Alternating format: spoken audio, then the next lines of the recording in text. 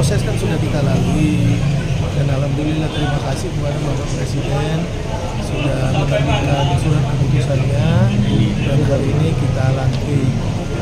Dalam pelantikan ini kita juga menyampaikan terima kasih juga sama berbagai pihak, Kemendagri, BKN, Menpan RB, ya, Seknek, semua yang telah membantu proses ini berjalan dengan baik. Dan kita menyampaikan pesan tadi sebagai membantu kepala daerah dan wakil kepala daerah untuk mewujudkan visi misinya di dalam RPJMD, maka memang peran Sekda sangat besar ya dalam mengkoordinasikan semua kebijakan dan kegiatan pemerintahan, termasuk peningkatan kualitas birokrasi, ya, bagaimana mengupayakan agar ASN bisa lebih berkualitas, bisa lebih berdaya dengan prinsip menghasilkan outcome dalam setiap program-program yang diselenggarakan.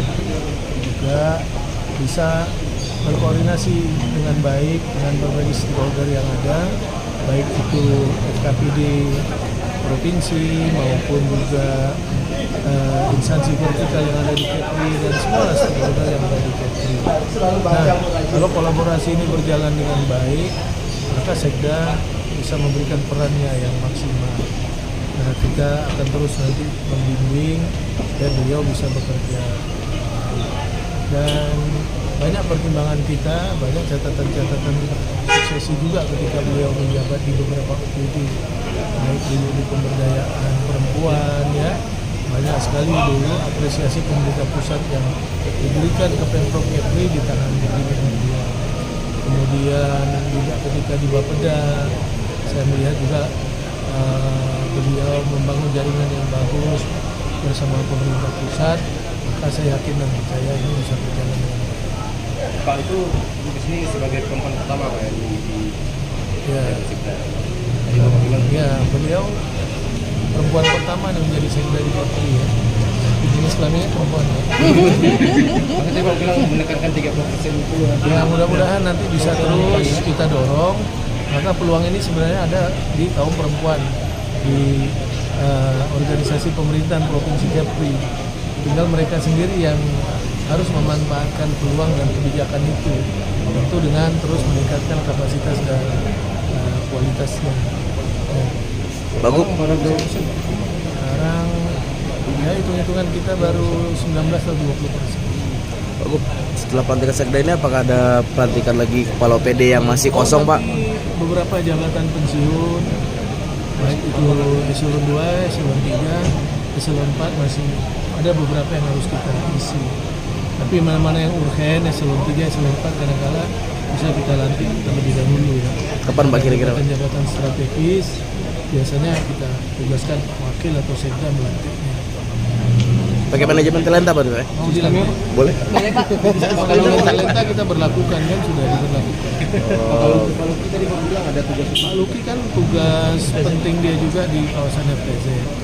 Dan terus terang aja kita udah menawarkan sama beliau, tapi mungkin beliau merasa bebannya terlalu berat, ya, sementara beliau selama ini kan ketika jabatannya asisten 2 yang sekarang kembali ke jabatan sebelumnya, ya kan Pak Luki sering mendampingi saya rapat-rapat di bidang ekonomi, ya, baik itu soal pengendalian inflasi, soal investasi, kemudian promosi di kawasan-kawasan BQ, ya, ke luar negeri, acara-acara kerjasama regional, ekonomi, kan beliau yang banyak memfasilitasi kalau di Pemprov Kepri.